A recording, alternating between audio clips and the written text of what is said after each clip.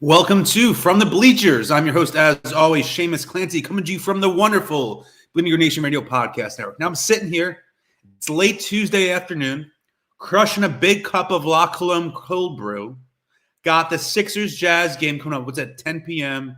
Eastern time. Covering it for Liberty Ballers. So SB Nation's Sixers site. If you love the Eagles, you love the Sixers, you love SB Nation, love our work, check out libertyballers.com too. But what I'm so excited for right now, Sixers on their 4-game losing streak. So not as exciting there. But the Philadelphia Eagles go to Denver to face a 5-4 Broncos team and smack the crap out of them.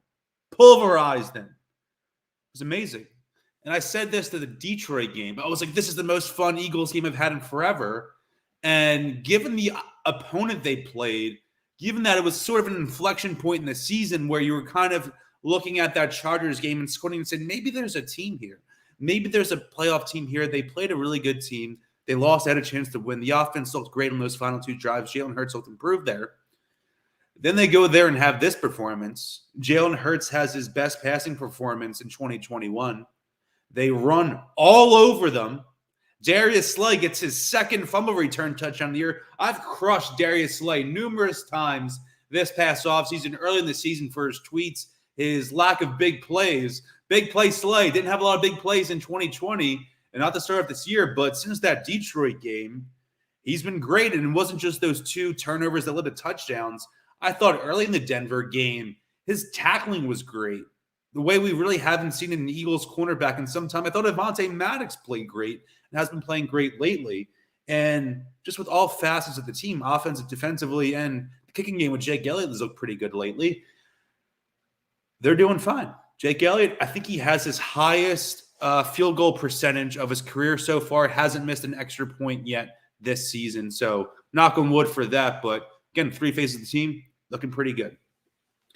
And I like what we're seeing with the defense. Jonathan Gannon, it seemed like Teddy Bridgewater, we talked about this on the podcast last week, that Bridgewater may have been the type of quarterback that could have dink and dunked this team all over the place. But the Eagles defensive backs and safeties and corners all stepped up, played a really good game. Again, tackled really well. Defensive line didn't have a lot of sacks. I believe they just had 1 sack from Derek Barnett, who still had, I think, more penalties than sacks in that game. And they were able to put pressure on Bridgewater frequently, put him in bad situations, even if they weren't getting that specific sack. So it worked out there. And offensively, Devontae Smith, on his 23rd birthday, scores 2 touchdowns, 4 catches for 66 yards, 2 touchdowns. First touchdown, nice throw by Hurts, even better catch by Devontae Smith. Again, Hurts looked fantastic as a passer in the first half. Gave me those vibes of that Cardinals game he played in 2020, was that Saints game his first start and his second start of his career against Arizona in Arizona. And those were the moments where I was really getting into thinking that Hurts could possibly be the guy. Obviously, the start of the 2021 season, it really didn't go off like that, but you saw the way he performed at the end of the game against the Chargers, and you had to like that. Moxie, leadership, and his throws to Devontae Smith were great. And he made a lot of good throws against Denver. And I think that Dallas Goedert play where he got hit with a dirty, cheap shot that knocked him out of the game should have been a penalty. That was college. He would have gotten ejected for targeting. He should get fined. He better get fined this week, Justin Simmons. That was a great throw. His best throw of his season, maybe his best throw of his pro career, was to Quez Watkins in the left back corner of the end zone with less than 30 seconds or whatever remaining in the first half. Would have been his 3rd touchdown toss of the first half. Goes right through Quez Watkins' hands. Quez, I like you. That was a Rager move, though. That was a Rager move. But what's the defining feature of this Eagles offense that has looked remarkably better the last 3 weeks than it did for the first 7 games of the season is the running game. And I've definitely someone who's been in the past thinking, I don't want to be a boomer. I don't want to run the ball every play. I don't want to be boring. I don't want to bring Jordan Howard back. He's a retread. What can he be doing? He's bounced around. He had 1.7 yards per carry with Miami last year. What are we doing? And, the organizational philosophy going from Jeffrey Lurie down has always been that the Eagles want to be a pass-heavy, pass first, second, and third organization. And there is truth to think that the best way to have a consistently great offense, a consistently great team overall in the modern National Football League is to have an elite passing offense. The Eagles simply aren't that right now. They've been a little bit more balanced.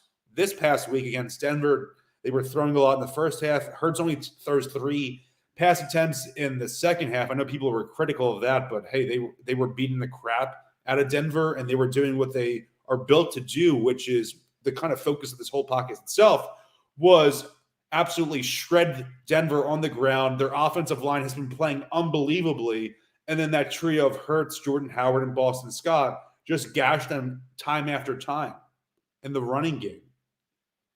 And I like what I've seen from Hurts. Sirianni, been critical of him. I think everyone's been critical of him. But you have to say he's starting to play towards his team's strengths. And after being such a pass-heavy attack early and then in the Detroit and Chargers game, not really throwing it at all, he throws a bit more, especially in the first half. That's what he throws early in the first half. Eagles get out to a lead. He doesn't really have to throw much in the second half. And that balanced attack is really working for them right now. And that's the blueprint to a successful season right now. And I just love the running game. I never thought I'd be this way. And, like I was talking about where I always want to be on the cutting edge, this progressive football fan, this progressive football talking head, media member, whatever you want to call me. And now I'm just thinking, I love absolutely watching this team destroy defenders on the grounds. I don't play football at a high level. Played high school football a little bit, freshman football. Started at left tackle. I loved running the ball. Played, and I think I'm a bigger guy. I think the guys up front, they love smashing and mashing dudes in the running game. Look at that first down, the famous video that's been circulating and going viral this week of Jordan Howard pulverizing defenders, going for a first down. You see Lane Johnson do that big fist pump because he's loving it. Landon Dickerson. I keep saying Lane Dickerson. Landon Dickerson. People are critical of that pick in the second round. Landon Dickerson has been awesome this year. A little iffy in the pass blocking still, but in the run game, he's a mauler. And that's what I like about these offensive linemen. Jason Kelsey, Lane Johnson, Landon Dickerson, Jordan Mailata, who's a all shucks guy off the boat from Australia type, trading places, fish out of water type character in Philadelphia. And that's what makes him such a fan favorite. But at the same time, when he's on that field, don't let that $1 million smile fool you. He can punish teams. He can punish opposing defensive linemen and linebackers, and he has as of late. And I love watching it. I love the Eagles controlling the clock. I think back to Chip Kelly, we're like, time of possession doesn't matter. I mean, it doesn't always matter, but it's good to have the ball and the other team not to have the ball. I think that's pretty simple. And it's one of those things where sometimes we get a little too carried away, and sometimes you have to dumb things down. And at the end of the day, the Eagles have a really talented running quarterback who's very mobile. They have a great offensive line that's absolutely, again, killing defensive players and defenses in the running game. And Jordan Howard's playing the best football of his career, better than he even did when he was in Chicago, fresh from not playing all season. Boston Scott's the perfect complement to him. Low center of gravity, shifty, and at the same time can hit it in the middle of the field, can run inside the tackles in between the guard and center, do everything like that. And Jordan Howard in those short yardage, absolutely killing those 4-5-yard gains he's picking up. In the last 3 games, the Eagles have 626 rushing yards. Hurts has 186, Bosco has 181, and Jordan Howard leads them all with 211. I've seen some wild stats about how efficient this Eagles offense has been in the aftermath of Sunday's game. I'll read them off to you. We have some from Sheil Kapadia, the Athletic Zone, Philly guy, follows me on Twitter. That's a flex. Last 3 weeks, the Eagles are first in points per drive with 3.23 points per drive. They're first in touchdowns per drive with 34.6% of the drives ending in a touchdown. They're second in offensive points per game with 28, and they're first in expected points added per drive. Got some from Mike Clay from ESPN. First 6 games of the season, Eagles are averaging 17.8 rushes per game. In the last 4 games, so that's going back to that Raiders game where Miles Sanders gets hurt, they have 35.8 rushes per game. Now I have a couple more from Paul Hembo, again from ESPN. Last 3 weeks, Eagles have a total QBR of 84.6, which is first in the National Football League.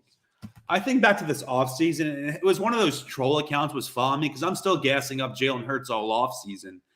And he kept just replying to me screenshots of Jalen Hurts' QBR, which I think was 41 in 2020.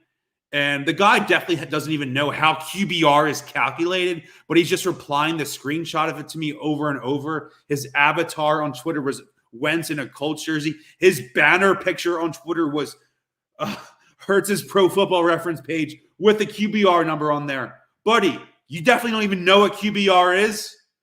And maybe no one listening to this can explain the formula. But right now, last 3 weeks, Hurts is number 1 in it. Eagles total QBR, first in the league. They are first in rushing yards per game with 208.7. They have 22 rushes of 10 yards or more. That's first. They're converting 54% of their third downs. That's first in the NFL. And a lot of that is they're getting those third and manageable situations, and Hurts is either rolling out right, quick passes, or again, they are pounding them up the gut. And 62% of their drives the last 3 weeks has ended in a score, whether a touchdown or a field goal. That is also first in the National Football League. Nick Sirianni figuring it out. Jalen Hurts wasn't throwing a lot in that Detroit game, barely at all. Most of this Los Angeles Chargers game, not at all. Late was making some clutch throws. Comes out early in Denver, throws the ball, looks great, builds a lead, second half. Defense takes over. Running game takes over. That's the Eagles' formula to a successful season. Maybe that's not a formula for the Eagles to be a Super Bowl contender year after year for the next half dozen years. But for this season, and a wide-open NFC playoff race where there's 7 teams making the postseason, those last 2, there's 5 teams that are going to make the playoffs definitively. You have the Cowboys, the Packers, the Buccaneers. They're all going to win their divisions. And then in the NFC West, you have either the Cardinals or the Rams is going to win the division. Whether one's not, it's going to be a wild card team. 2 wild card spots up for grabs. You got us, you got Atlanta, you got Minnesota, you got Carolina, you got New Orleans, who's coming to town on Sunday. Trevor Siemian, welcome to Philadelphia. Hope Josh Sweat gives you a warm welcome. Atlanta, I said. San Francisco, they have the tiebreaker over the Birds, but the Eagles have the tiebreaker currently over both Atlanta and Carolina. And what makes Sunday so important, besides just they need to win football games, and they're going against a team that is currently a playoff squad in New Orleans in the playoff seeding, and beating them and getting that head-to-head tiebreaker over them and having head-to-head tiebreakers over 3 teams that are in contention for those 2 spots is gigantic. And how they're going to do it? New Orleans defense, very, very good.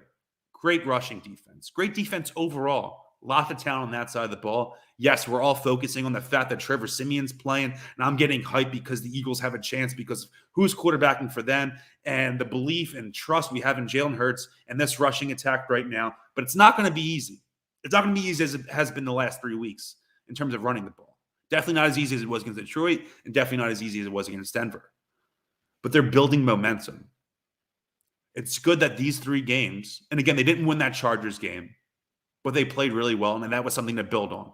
Yeah, no moral victories. It sucked that they lost. I was there, I had a good time, had a lot of fun, but it sucked walking out of that stadium with a loss, and it does every single time that I do it. But they're building something. They're building something. In those 3 games, they got out of the thick of the hard part of the schedule. We're in the back end right now. We're crawling out of the tunnel, Shawshank style. Because we got coming up Trevor Siemian in New Orleans. You could win that game. You have back-to-back games in the Meadowlands. Giants and Jets bye week. You got 2 games left against Washington and another Giants game. And you have Dallas in week 18, who could be resting their starters. The schedule is easier now. They played great teams. They played 2 teams that played in the Super Bowl last year. They played Chargers and Vegas teams who could play the playoffs this year. They played a good San Francisco team, a team that's also going to be in the playoff race. Schedule was hard. Schedule was really, really hard. And yeah, 4-6, not great. But in a world where there's 7 teams making the playoffs, where there's 3 wild card teams, unless you're the Lions or even really maybe Washington and New York Giants, you're in the NFC playoff race, and no team is playing offensive football better right now than the Philadelphia Eagles. Yes, their opponents have not been great. Denver's defense, they were second in points going into that game. So that's something. We talked about it on the podcast last week. Defense, we didn't think that was going to be an easy game, did we? People texted me, my friends, I got a bad feeling about this game. I got a bad feeling about this game. I had a good feeling. They beat the crap out of Detroit. They played as well as they possibly could against that Chargers team. They learned from that. They built on the Detroit game. They learned from getting embarrassed in that Vegas game. And Nick Sirianni said, hey, Jalen, we're going to get you to throw a little bit more. We're going to be a little bit more even. We're still going to run the ball all over whoever we're playing, but you still need to make those clutch throws. We're going to feed the ball to Devontae because when that happens, good things happen for this team. Yeah, it sucks Dallas Goedert's out. But Jack Stoll, crushing players as a blocker. That extra blocker out there, because they ran, I think, 11 personnel over 70% of the time. I think Zach Berman of The Athletic tweeted that out. Also, Flex, Zach follows me on Twitter. And a lot of that obviously was due to Goddard's absence, and I really hope he's okay. I don't know if he'll play on Sunday. It doesn't seem like it. He got rocked. And again, it's absolute total BS that wasn't a flag. That was pure helmet to helmet. That's the rule. That's something they should be showing players, rookies in training camp, in the rookie symposium, saying, you look at this hit, you cannot do this in the NFL. You want to talk about player safety? You cannot do that. That cannot happen. That shouldn't be allowed to happen. Should have been tossed. Toss him. That was targeting all the way. And but yeah, Jack Stoll, when he was in there, and then 11 personnel, undrafted rookie free agent, has been doing great as a blocker in there.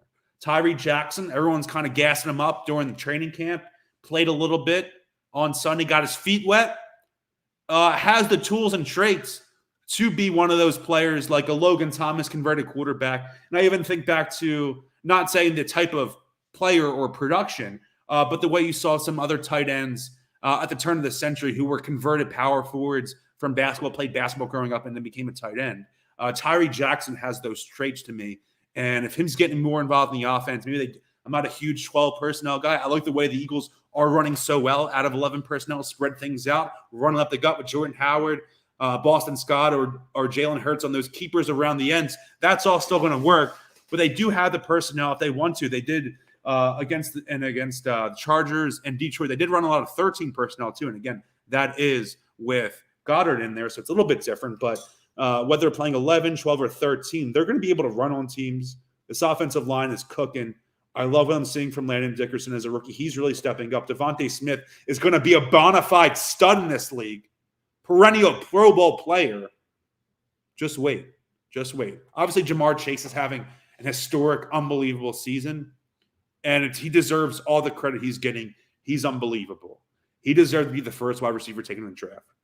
But if it wasn't for him, Devontae Smith would be the most buzzed about wide receiver. He's not buzzed. Not saying it like that. Most buzzed about wide receiver in the National Football League right now. But I love what I'm saying from him. I'm just happy, man.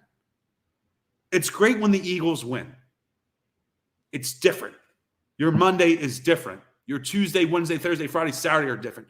The way you wake up on Sunday for that next game is different because in your head you're thinking, win streak, baby, here we come.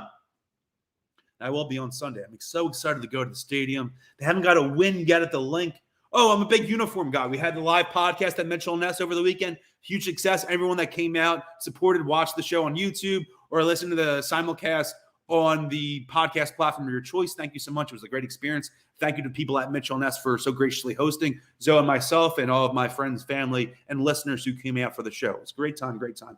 But they brought out the white jerseys, black pants. I was in favorite. Switch up the mojo. Weird season. Are they punting? Are they retooling? Are they tanking? Are they just going with the flow? Do something different. Love it. Next week, this Sunday, do something crazy again. Maybe you go to the blackout uniforms, but why not change it up? Wear green jerseys, black pants. Green on green.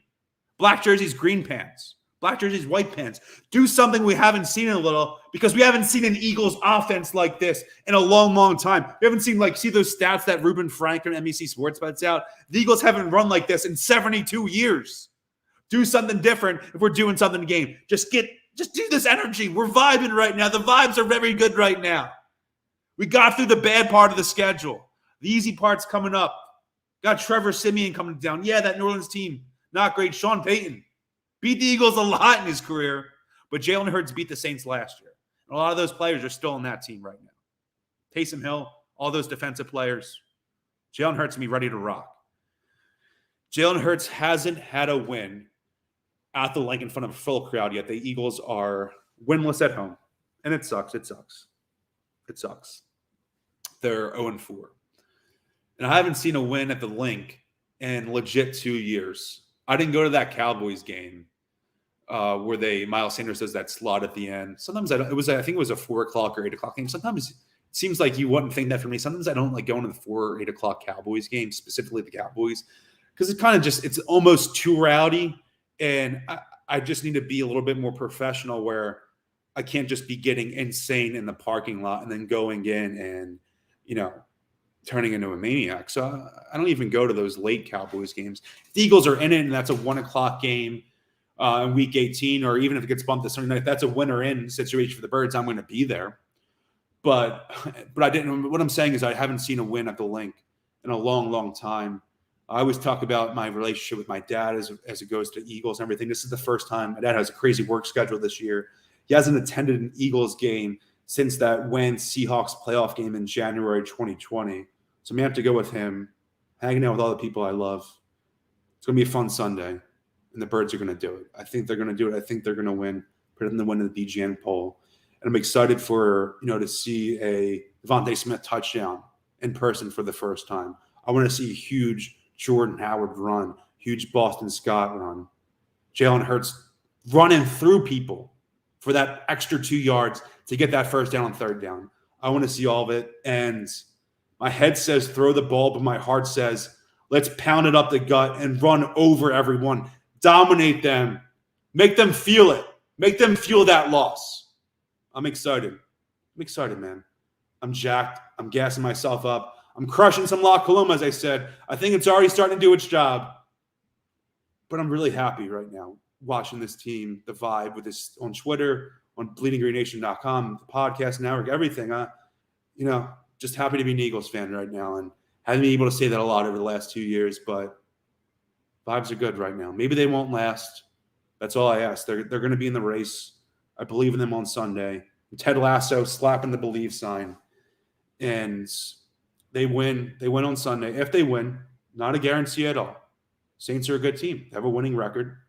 Yet Trevor Siemian's a quarterback. They have a Hall of Fame coach. Very good defense. Nick Sirianni is able to get his first home win of his career. I'm able to see Jalen Hurts get a win for the first time in real life. In person, I should say, not in real life. I've seen some games on TV in my life. I'm going to be one cocky SOB next week. And if they run all over them again, if they top 175, 200 rushing yards, Hurts throws the ball 15, 20 times, is efficient, getting that 7, 8, 9 yards per attempt, we're going to be vibing. Got 2 games back-to-back in the Middlelands. I'm going to the Jets Middlelands game. Booked a trip with my family today the day I'm recording this. And I love the Eagles right now. That's all I want, is to have fun watching the Eagles. And that's what I have right now. So couldn't be more grateful for this team we have right now. For all of my critiques of them, from Sirianni to critiquing Hurts, every single player, a win like that just does wonders for an Eagles fan. I'm happy we all got to have it. Finish up there. To follow me on Twitter and Instagram at Shamus Clancy. You can follow the BGN Instagram with myself and our great producer, Ray Shelron, at Bleeding Green Insta. Be sure to read bleedinggreennation.com for all your Eagles coverage, news, analysis, everything. And again, I write for LibertyBallers.com, SB Nation's Sixers site. So if you love the Sixers, if you love Philly sports, check out my work on there as well. I'll end it like I always end it. I'm feeling a win. I'm feeling a win on Sunday. But everyone,